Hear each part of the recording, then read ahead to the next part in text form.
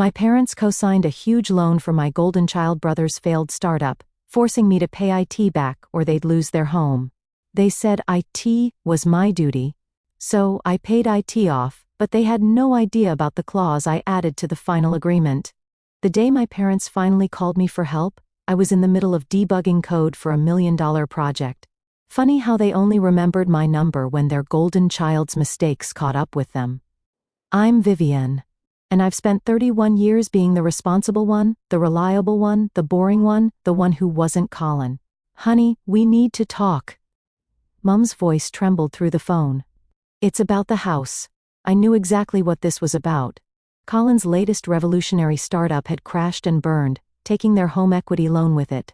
I'd warned them 6 months ago when they'd mortgaged their house to fund his brilliant idea for, I kid you not, an AI-powered toaster that could predict your breakfast preferences. How bad is it? I asked, though I already had a figure in mind. 100,000. Dad chimed in from what must have been speakerphone. The bank? They're starting foreclosure proceedings. I leaned back in my office chair, staring at the Seattle skyline through my window. And Colin?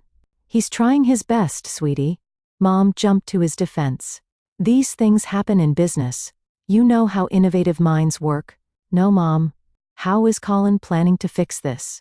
Silence. Of course, I closed my laptop and grabbed my keys. I'll be there in 30 minutes.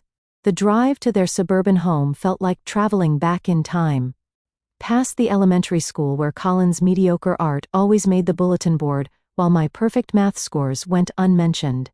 Past the high school where they attended every one of his football games, but missed my valedictorian speech because he had a big game that day. They were waiting on the porch when I pulled up. Mum was wringing her hands. Dad looked defeated. And there, sprawled on the porch swing like he didn't have a care in the world, was my brother, Colin. Sis?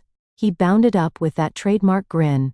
You're not gonna believe it, but I've got another idea that'll make this all worth it. Stop talking. I brushed past him into the house, setting my bag on the kitchen counter. Show me the paperwork. Mum scrambled to get the foreclosure notice while Dad made coffee. Nobody would drink.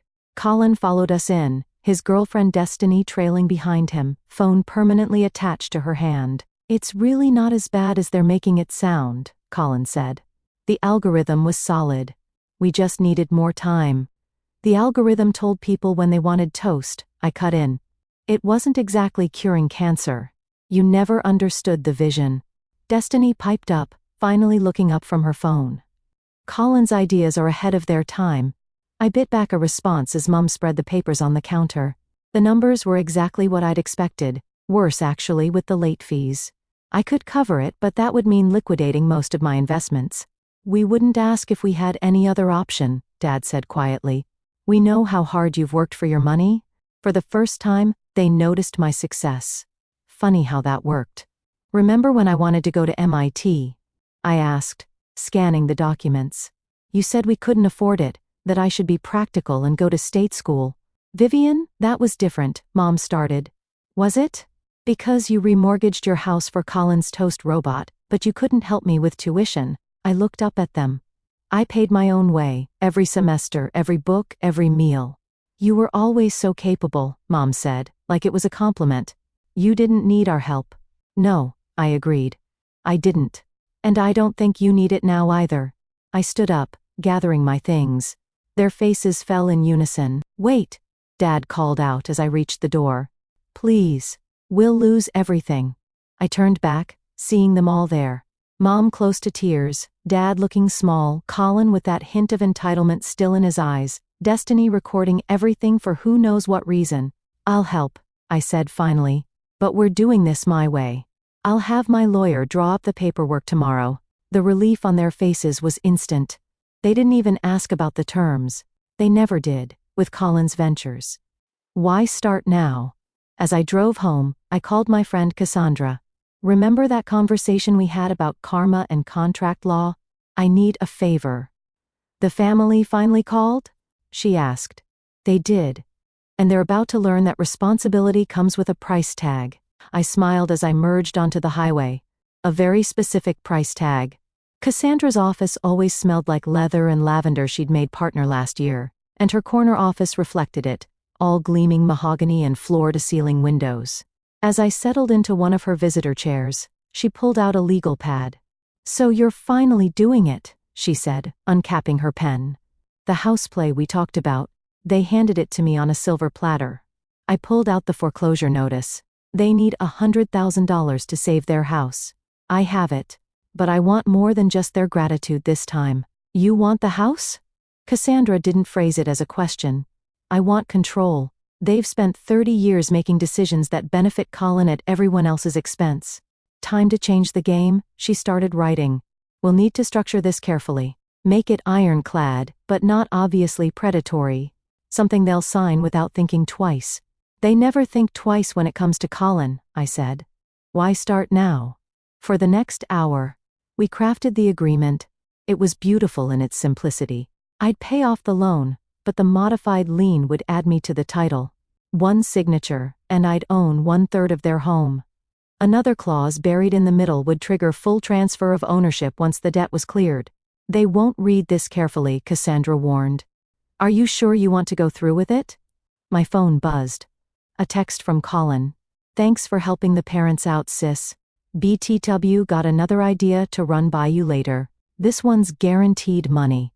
I showed Cassandra the message. She nodded and kept writing. The next morning, I met my parents at their bank. Mom was wearing her Sunday best like she always did for important occasions. Dad had actually ironed his shirt. They both looked relieved to see me. "Where's Colin?" I asked, noting his absence. "Oh, he had an important meeting with some investors," Mom said quickly, "for his new project." Of course he did. I set my briefcase on the loan officer's desk. "Shall we begin?" The loan officer, a tired-looking woman named Janet, spread out the documents. "I've reviewed the modified agreement your lawyer sent over. Everything appears to be in order." I watched my parents' faces as Janet explained the terms. They nodded along, barely listening, their eyes fixed on the number at the bottom of the page, the number that would save their home. "So Vivian will be added to the title?" Dad asked, but his tone suggested he didn't really care about the answer. "Yes. As a CO owner," Janet confirmed. "And there are some additional terms regarding future ownership transfer based on the loan satisfaction." Mom was already reaching for the pen. "That's fine." "That's all fine. Your family after all." I almost laughed at that. "Family. Right. Just sign here, here, and initial here." Janet pointed to the marked spots. Their signatures were quick, eager. They didn't even skim the pages. Just like they never questioned Colin's business plans or bothered to read those investment prospectuses. I signed last, my hands steady. With each stroke of the pen, I felt lighter. "Congratulations," Janet said, stamping the final page. "The transfer will process today. The foreclosure proceedings will be halted immediately." Mom hugged me, tears in her eyes. "Thank you, honey. We'll pay you back somehow, I promise." "No need," I said, tucking my copy of the documents into my briefcase. "Consider it an investment in my future." Dad squeezed my shoulder. "We're lucky to have such a responsible daughter." As we walked out of the bank, Mom was already on the phone with Colin, telling him the good news. I heard his voice through the speaker, loud and celebratory, probably already planning his next venture. "Dinner tonight?" Mom suggested, hanging up. "To celebrate? Colin and Destiny can join us." "Sorry, I have plans," I said, checking my watch. "Work dinner. You know how it is." They didn't, actually. They'd never really asked about my work, my success, my life. Back in my car, I took a moment to breathe. Then I called Cassandra. "It's done," I said. "How do you feel?" I looked back at the bank, where my parents were still standing, probably planning how to tell their friends they'd avoided foreclosure. They'd spin it into another story about resilience, about family coming together. They had no idea what was coming. "I feel like I just bought the most expensive revenge in history," I said. "And it was worth every penny." "You wanted me to save the house?" I muttered to myself as I started the engine. "It's mine now." 6 months passed in a blur of overtime and side projects. Every extra dollar went toward paying down that loan while my parents acted like everything was back to normal. Tonight was another family dinner I couldn't avoid. Mom's birthday. I arrived late, coming straight from my consulting gig. The driveway was already full with Colin's new Tesla, because apparently, bankruptcy was no reason to drive a modest car. "There's my responsible girl," Mom called out as I entered. She was wearing a new dress, probably another gift from Colin. He always bought expensive presents with other people's money. The dining room was a snapshot of everything wrong with our family. Mom and Dad beaming at Colin while he gestured dramatically, describing his latest venture. Destiny recording everything for her social media, adding filters to make the modest dining room look more aesthetic. And me, still in my work clothes, clutching a practical gift card I'd actually paid for myself. "Vivian, you won't believe what your brother's working on now," Dad said, practically glowing. "Tell her, son." Colin leaned back, running a hand through his expertly styled hair. "It's a revolutionary dating app that uses zodiac signs and cryptocurrency." "That sounds fascinating," I cut in, setting down my bag. "Mom, happy birthday." "Oh, thank you, sweetie." She took the envelope without opening it. "But let Colin finish. This could be the next big thing." I caught Destiny smirking behind her phone. She'd been dating Colin for 3 months and had already mastered the family dynamic. "As I was saying," Colin continued, "we're calling it Starcoin. Users match based on astrological compatibility, and they can only communicate by sending each other custom cryptocurrency tokens. How are you funding this one?" I asked, serving myself some pasta. The table got quiet. Too quiet. "Actually," Mum said, brightening, "we were hoping to discuss that. You've been so generous with helping us out." "No!" The word came out sharp enough to make Dad flinch. "But you haven't even heard the projections," Colin protested. "Destiny's already got influencers lined up to promote it. We're talking millions in potential revenue, like the toast robot." I stabbed at my pasta. "Or the smart socks? Or the cryptocurrency for pets?" "Those were learning experiences," Mom defended him. "Every entrepreneur has failures before their big break. And who paid for those learning experiences?" I set down my fork. While Colin was learning, I was working 60-hour weeks, canceling vacations, turning down promotions that required travel, all to pay off his mess. "Don't be jealous just because your brother dreams bigger than a cubicle," Destiny chimed in, finally lowering her phone. The room temperature seemed to drop 10 degrees. "A cubicle?" I laughed. "I'm a senior software architect. I lead teams that build actual functioning technology, not astrology-based Ponzi schemes." "Vivian," Mom scolded, "it's my birthday. Can't we just have a nice dinner?" "Sure, Mom. Let's have a nice dinner. Let's talk about how you're planning to fund Colin's next failure." Dad cleared his throat. "Well, we thought maybe with the house situation stable now." "The house situation isn't stable. I'm still paying off the loan. The loan I took out to save your house because of his last brilliant idea. And we're so grateful," Mom said quickly. "You know, you'll probably make that money back in no time. You're so good with finances, unlike your brother. He's more of a big picture person." The table erupted in agreeing chuckles. Even Destiny laughed, probably not realizing she was dating a big picture person who couldn't pay his own rent. I stood up, my chair scraping against the floor. "I need to go. I have an early meeting tomorrow." "But we haven't had cake," Mum protested. "And Colin was going to show us his presentation." "I'm sure it's fascinating," I said, grabbing my bag. "Send me the pitch deck. I'll add it to my collection." As I reached the door, Colin called out, "Hey sis, think about the investment opportunity. Family discount." I turned back one last time. They were all there, bathed in dining room light, looking like a perfect family photo. Mum in her new dress, Dad with his proud smile, Colin holding court, Destiny documenting it all.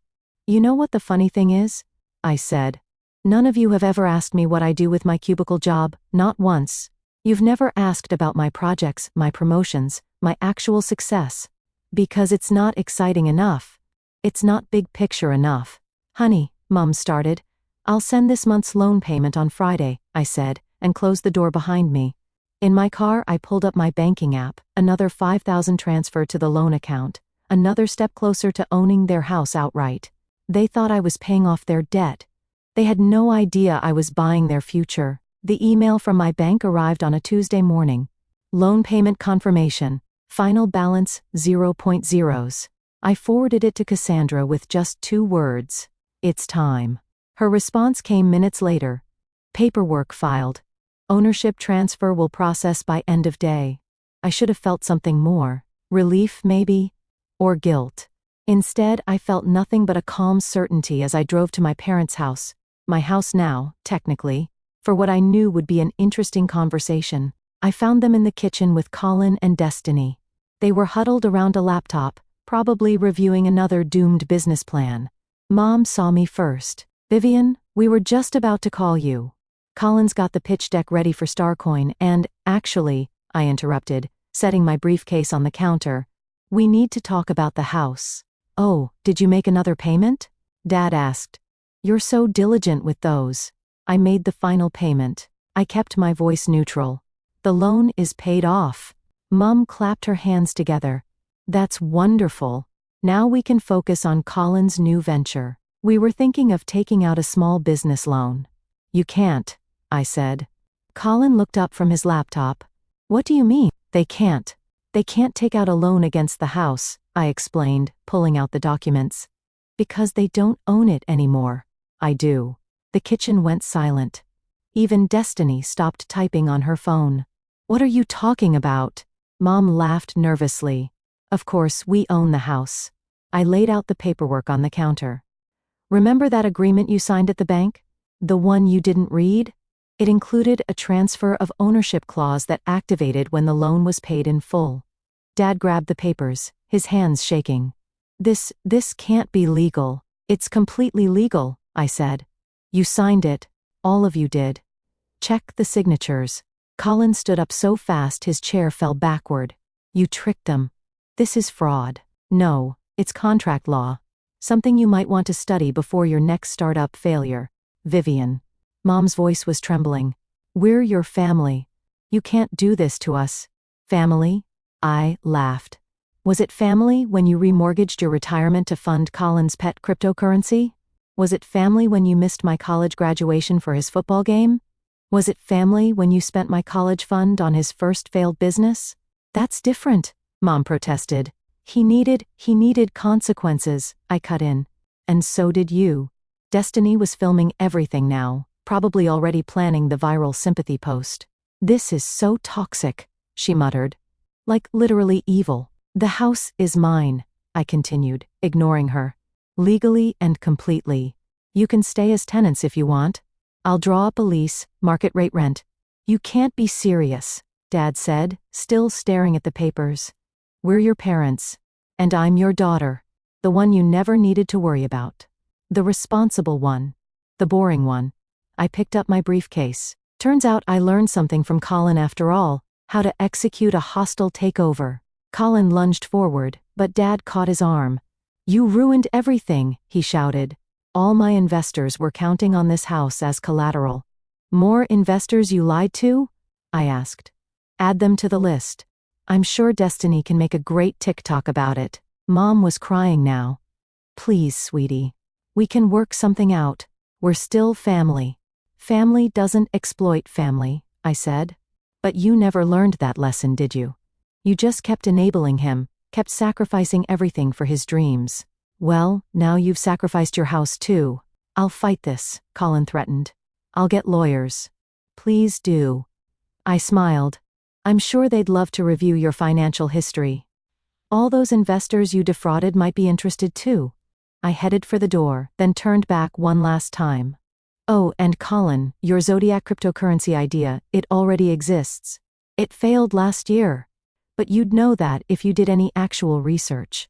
The last thing I saw as I left was Dad sinking into a chair, the papers crumpling in his hands, while Mum tried to comfort a raging Colin. Destiny was already typing furiously on her phone, probably crafting the perfect victimhood narrative for her followers. In my car I called Cassandra. "How did it go?" she asked. "About as expected. Tears, threats, guilt trips, the usual." "And how do you feel?" I looked back at the house, my house now, and watched Colin storm out to his Tesla, Destiny trailing behind him with her phone still recording. "I feel like I just closed the most expensive therapy session in history," I said, "and it was worth every penny." The fallout was nuclear.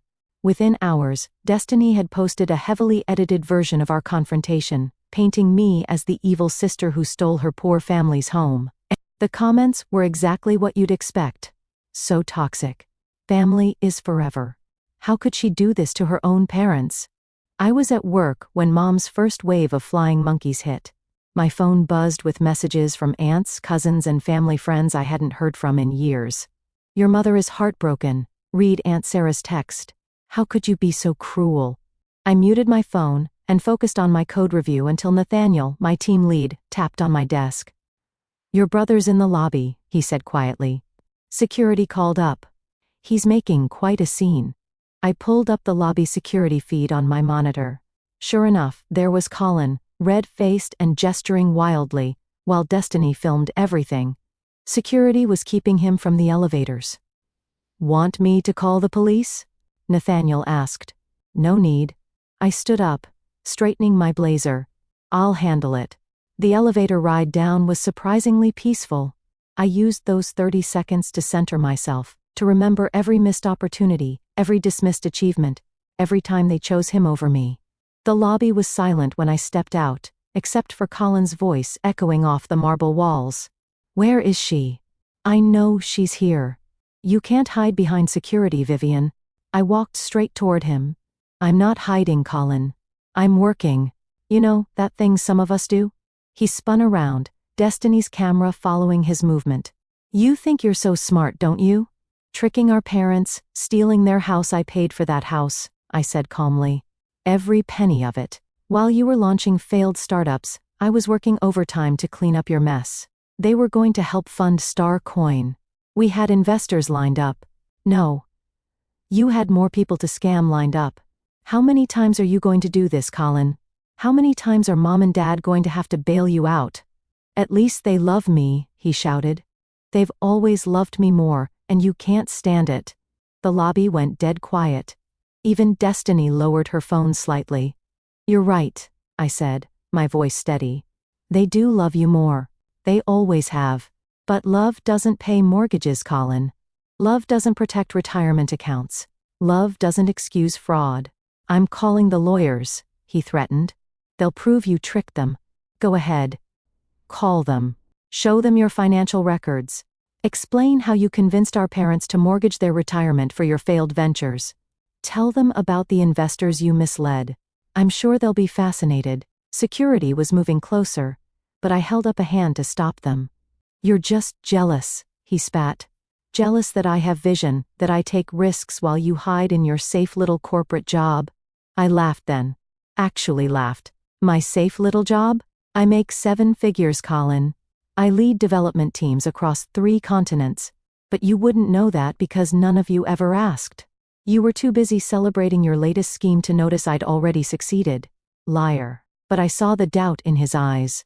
Security, I called out.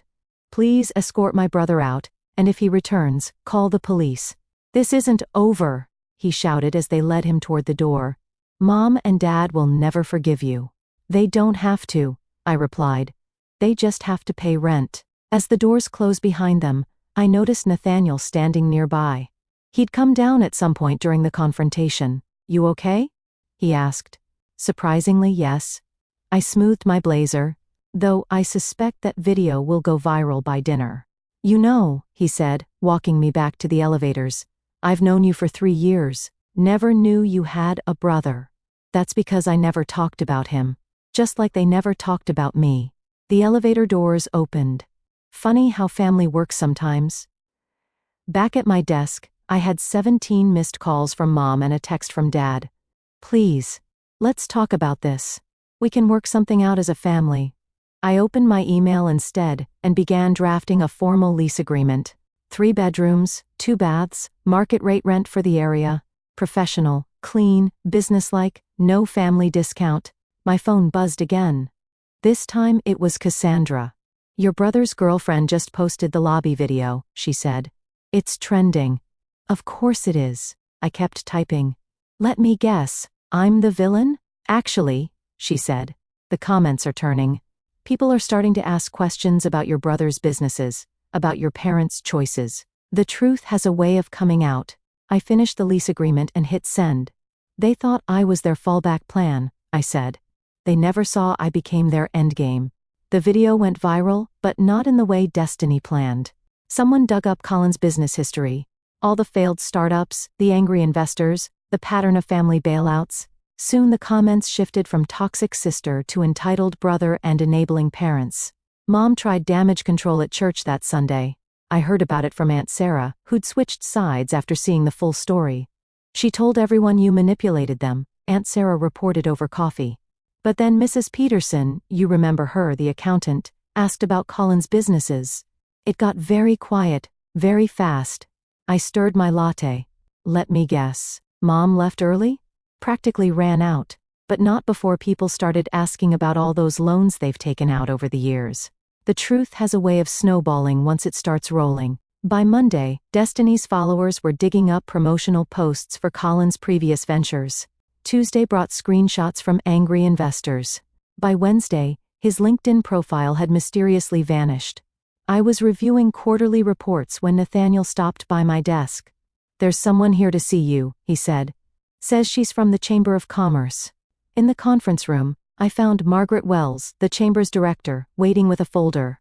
"Miss Newton?" She smiled. "I've been following your situation with interest." "The viral video, you mean?" "Actually, your career. You've built quite a reputation in tech, but somehow stayed under the radar. Until now." She opened the folder. "We're launching an initiative for young women in STEM. Mentorship, scholarships, business incubation. We need someone to lead it. Someone who understands both success and adversity." I raised an eyebrow. "And my family drama made you think of me?" "Your handling of it did. You turned a personal crisis into a masterclass in consequences and accountability. That's exactly what we need." Before I could respond, my phone buzzed. A text from Dad. "Your brother's in trouble. Real trouble. Some investors are threatening legal action. Please. We need your help." I muted the notification and turned back to Margaret. "Tell me more about this initiative."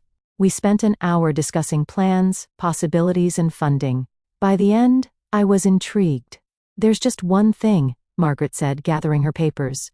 "We need a physical location. Somewhere accessible, with enough space for workshops and meetings." I thought about my house, my parents' house, with its large basement and convenient location. "I might have something in mind," I said. Later that evening, I was working late when Nathaniel brought me coffee. "You missed quite a show in the parking lot," he said. "Your brother tried to ambush you again. Security caught him trying to let the air out of your tires." I sighed. "Did they call the police this time?" "Didn't have to. Turns out some of his angry investors were following him. They were very interested in having a chat." My phone lit up with a call from Mom. I let it go to voicemail. "You know," Nathaniel said, sitting on the edge of my desk, "I grew up with a golden child sister. Nothing I did was ever good enough compared to her dance recitals. How did you handle it?" "I moved across the country and built my own life."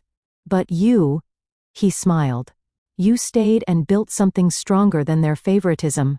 My email pinged the Chamber's official proposal. As I read through it, another text from Mum arrived. "People at church are asking questions. How could you do this to our family's reputation?" I closed the message and opened my calendar instead, scheduling a meeting with a contractor to discuss renovating the basement. "They're not going to stop," Nathaniel warned. "Family rarely does." "No," I agreed. "But they'll have to learn new rules." Starting with paying rent on time, my phone buzzed again. This time, it was Destiny of all people. "Colin's investors are like, super mad. Can you maybe help? For family?" I showed Nathaniel the message, and we both laughed. "You know what the funny part is?" I said, turning back to my work. "If they'd just treated me like family to begin with, none of this would have happened." "Their loss," he said, standing to leave. "But the tech community's gain. Those girls in the STEM program are going to learn from the best." After he left, I finally listened to Mum's voicemail. She was crying, talking about family loyalty and forgiveness, and how they'd always supported my little computer jobs. I deleted it and opened the contractor's website. The basement would need new wiring, better lighting, maybe some built-in workstations.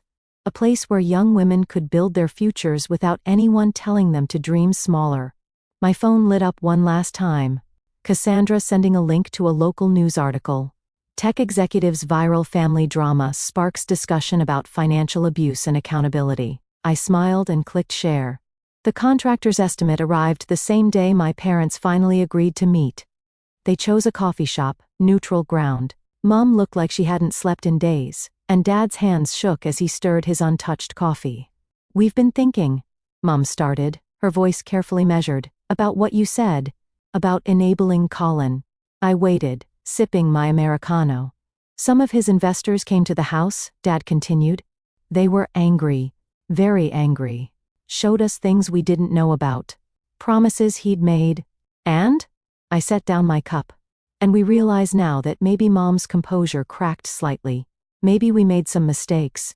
"Mistakes?" I pulled out my tablet, opening the contractor's plans. "Let's talk about mistakes. You mortgaged your retirement 6 times for Colin's schemes. You missed my graduation for his football game. You told me MIT was too expensive while buying him a car for networking purposes." "We know," Dad said quietly. "We know now. But we can fix this. Just give us back the house before it ruins your soul." I turned my tablet around, showing them the renovation plans. "See this? I'm converting the basement into a tech education center for young women. The Chamber of Commerce is partnering with us. We'll offer mentorship, scholarships, internships." Mom barely glanced at it. "But what about family? What about Colin? What about him? His investors are threatening legal action. His girlfriend's influencer career is tanking because she helped him promote fraudulent businesses. He made his choices. We were just trying to do what was best for both of you," Mom insisted. "You were always so capable, so independent." I had to be. The words came out sharper than intended. "You left me no choice. Every time I needed support, you were too busy supporting him. Every achievement, every milestone, it all took second place to Colin's latest scheme." "That's not fair," Dad protested weakly. "No, it wasn't fair. None of it was fair. But here's what's going to happen now." I pulled out a folder. "I'm creating a living trust for the house. It will fund the education center and provide housing assistance for program participants." Mom's face went pale. "But what about inheritance? What about Colin's future?" "Colin's future is whatever he makes of it. Without your money, without my house, without any more safety nets." "You can't do this," Mom whispered. "We're your parents. We always tried to do what was best for Colin," I finished. "Always best for Colin. Well, now I'm doing what's best for dozens of young women who deserve a chance, who deserve better than being told they're too capable to need support." Dad reached for the folder, but I pulled it back. "It's already done," I said. "The trust is established. The contractors start next week. You can stay as tenants if you want. Market rate rent, no family discount. But the house will never be yours again. And it will never be Colin's." "We could fight this," Mom said, but her voice lacked conviction. "We could get lawyers. Like the lawyers currently looking into Colin's business practices? Go ahead. I'm sure they'd love to add parental enablement to their investigation." A notification popped up on my tablet.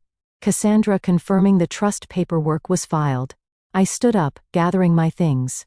"You said you were trying to do what was best for us," I said. "Now I'm doing what's best for me, and for every other daughter who's been told she's too capable to need help. Please?" Mom tried one last time. "We're still family." "Yes, we are. And families have rules, boundaries, consequences. You taught Colin none of those things, so I'm teaching them to you instead." I left them there, Mom crying silently into her cold coffee, Dad staring at nothing. Outside, I called Nathaniel.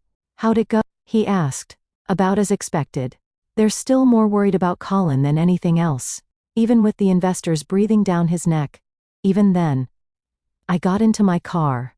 "But it doesn't matter anymore. The trust is filed. The contractors are scheduled. It's done. You know what you said about teaching them consequences?" He paused. "You're going to teach those girls something even more valuable, how to stand up for themselves." I started the engine, watching through the coffee shop window as my parents huddled together, probably already planning how to help Colin out of his latest mess. "You said I owed you this family," I muttered, echoing words I'd been holding back for years. "Now you owe me everything with interest." The renovation plan sat on my passenger seat, A blueprint for something better than family obligation, something built on merit, not manipulation, on earned success, not endless enablement. It was time to build something new. The construction noise from the basement filled the house as I reviewed applications for our first cohort of STEM scholars. 20 bright young women, all brilliant, all overlooked, all reminded me of myself at their age. My phone buzzed. A text from Nathaniel. "News about your brother just dropped. Check your email." The headline was exactly what I'd expected. Local tech entrepreneur faces federal investigation for investment fraud. Below it, a familiar face smiled from his LinkedIn profile photo, still believing he was untouchable. The doorbell rang. Mom stood there, looking smaller than I remembered. "The moving truck comes tomorrow," she said without preamble. "We found an apartment across town." "I know. I approved your rental reference." I let her in, watching her take in the changes. The living room was now a reception area with inspirational posters and a sleek sign reading, "Newton STEM Initiative." "Your father," she hesitated. "He's not doing well. The stress of everything." "You mean the stress of finally facing consequences?" She flinched. "Colin might go to jail." "Yes," I agreed. "He might." A young woman in a hard hat appeared from the basement. "Miss Newton, we need your input on the workstation layout." "I'll be right there." I turned back to Mom. "Was there something specific you needed?" She pulled out an old photo album. "I found this while packing. Thought you might want it." I opened it to find my academic awards, newspaper clippings about my achievements, college acceptance letters, all carefully preserved. "You kept these." "Of course I did." Her voice cracked. "You were my brilliant girl. I thought you didn't need me to say it. You were so capable, so strong. I needed you to show up," I said, closing the album. "Not just keep a scrapbook." The construction manager called up again. "Miss Newton? Keep it," Mom said, pushing the album toward me. "Maybe show it to your students. Show them what's possible." As she turned to leave, she paused. "That article about Colin, will he really go to prison? The evidence is pretty clear. His investors are cooperating with the investigation. And Destiny? Turned state's witness. Apparently, she recorded everything." Mom nodded slowly. "You know what the worst part is? I can't even blame you anymore. We did this. All of it." The front door opened, and Margaret from the Chamber of Commerce walked in with a group of potential donors. "Vivian? Perfect timing. These gentlemen want to see the facility." Mom slipped out as I led the tour, showing them the emerging computer lab, the presentation space, the mentorship offices. Their questions were thoughtful, their checkbooks ready. "This is exactly what the community needs," one donor said, "a place where talent isn't overlooked." After they left, Cassandra arrived with a stack of papers. "Final paperwork on the trust," she said. "Once you sign, it's irrevocable. The house will permanently serve its new purpose." I signed without hesitation. "Your parents' apartment?" she asked. "Signed their lease yesterday. Market rate, no special terms." "And Colin?" "His lawyer called. Wanted to know if I'd testify about family dynamics, paint him as a victim of enabling parents." I smiled. I declined. Nathaniel appeared in the doorway. "Contractors need you again. Something about the wiring specs." Before heading downstairs, I stopped at the new bulletin board. It was empty now, waiting for our first student's achievements to fill it. Next to it hung a single frame, my MIT acceptance letter, finally displayed after all these years. "You know," Nathaniel said, following my gaze, "you could have just sold the house, walked away clean. This isn't about walking away." I touched the frame. "It's about building something better, something that matters." My phone lit up with a final text from Mom. "Moving trucks booked. Your father wants to know if you'll have dinner with us sometime." Just dinner. No asking for anything. I showed Nathaniel the message. "Will you go?" he asked. "Maybe. On my terms this time." The construction manager called up again about the wiring, and I headed down to the basement. The space was transforming. Bright, open, full of possibility, everything I'd wished for at their age. I didn't burn bridges, I realized. I invested in better roads. They just chose not to travel them, but these girls would. These brilliant, overlooked, capable girls would build their own paths, their own success stories. And this time, someone would be there to support them. The house wasn't just mine anymore. It belonged to every young woman who needed what I never had. A chance to shine without being told she was too bright. That was worth more than any inheritance.